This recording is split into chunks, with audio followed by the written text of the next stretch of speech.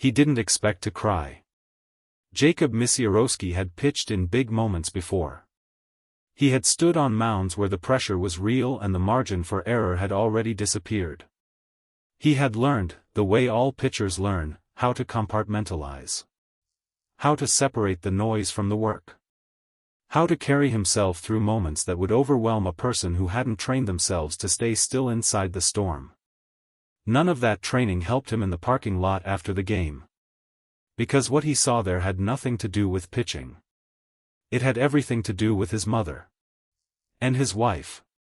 And a man who noticed them standing there and decided, without being asked, without any audience requiring it, to do something that nobody in that parking lot will ever fully stop thinking about. Start at the beginning.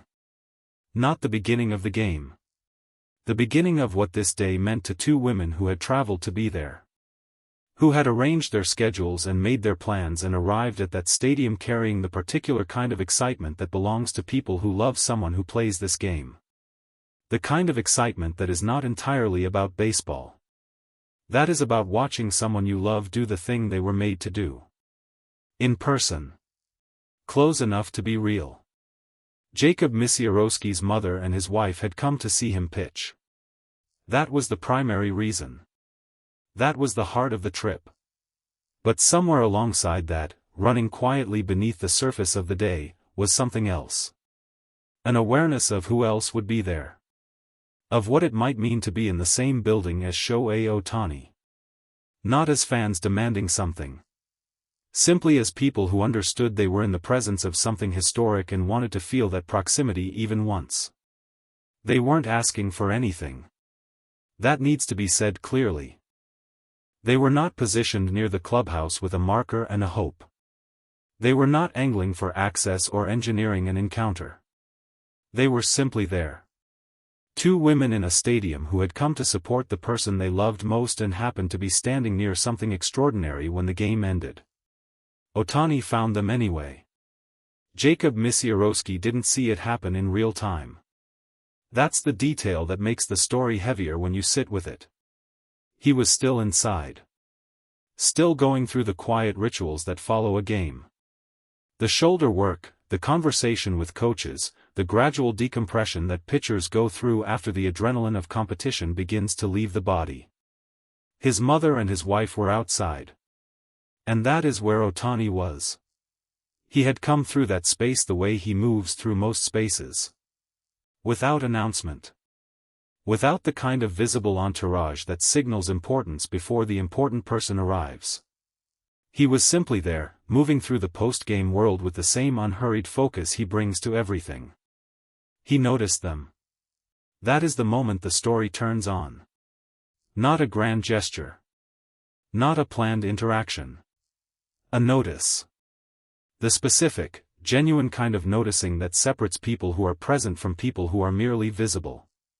He saw two women whose faces told him something. Whose expressions carried the unmistakable combination of emotion and restraint that belongs to people trying not to make too much of a moment they are already overwhelmed by. He stopped. What followed happened in the space of a few minutes.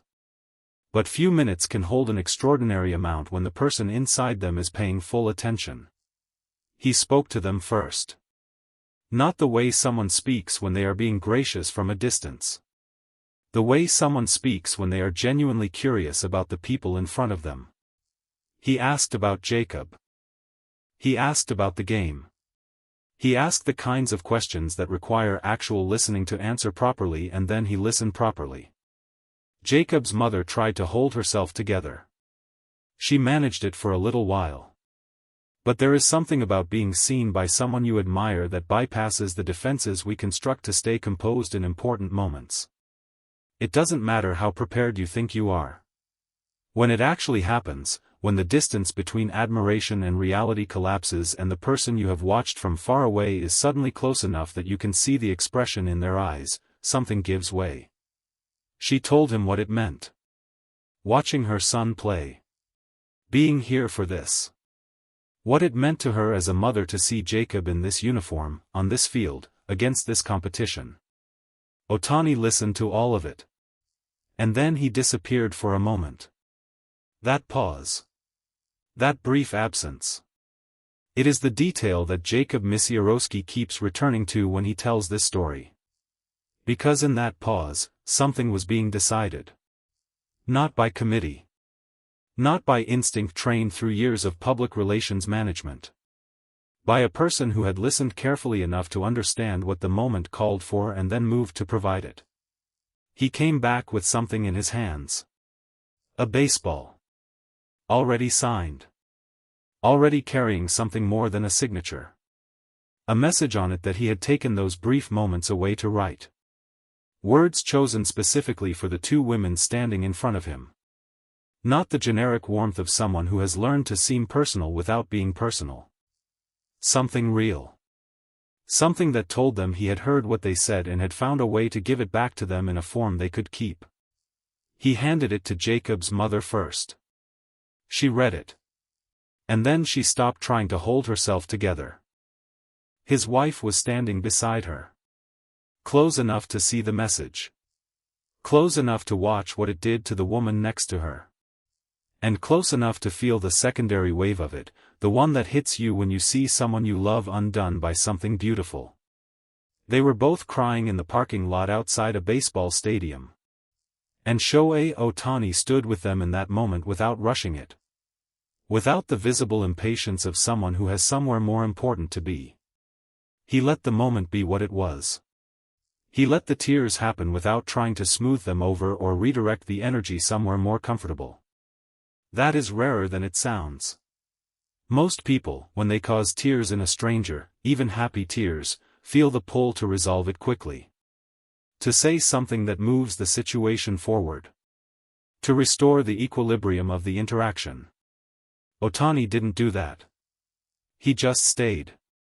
Jacob Misiorowski found out the way sons and husbands find things out when they were somewhere else while something important happened.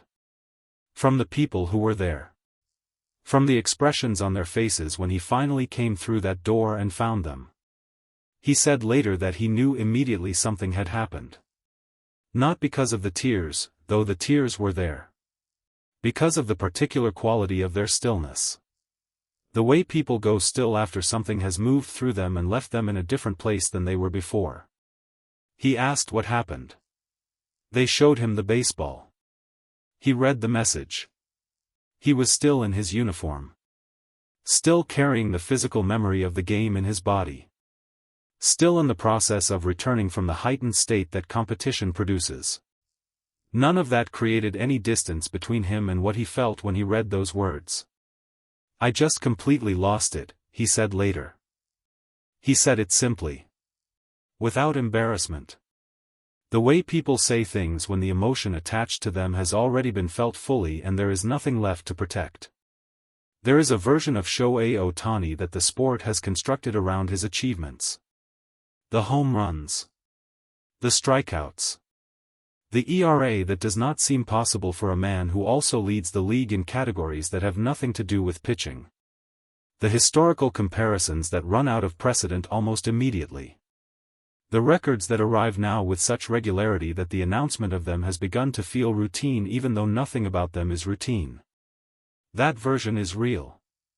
But it is not the version that Jacob Misiorowski's family carries home with them. The version they carry is smaller and more permanent. It is a few minutes in a parking lot. It is a man who noticed two women standing there and chose to stop. It is a baseball with handwriting on it that said something true enough to make a mother cry. It is the memory of being seen by someone who had every reason to keep moving and decided instead to stay. That version does not appear in any box score. It will not be mentioned in the Hall of Fame conversation that is already inevitable. It will not surface in the highlight packages or the statistical analyses or the documentary treatments that will one day try to capture what he was. But it is the version that lasts longest in the people it touches. The baseball is home now. In a place of significance. In the kind of spot that tells visitors without words that this object matters. That it is not decoration but memory made physical. That it holds something which cannot be replaced or replicated. Jacob Misiorowski's mother and his wife came to that stadium to see him pitch.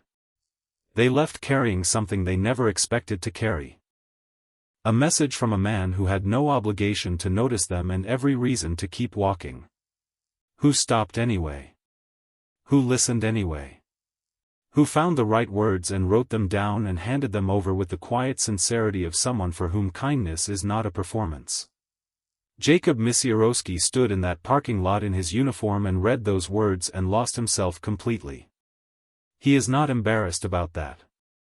He shouldn't be. Some moments deserve everything they get. This was one of them.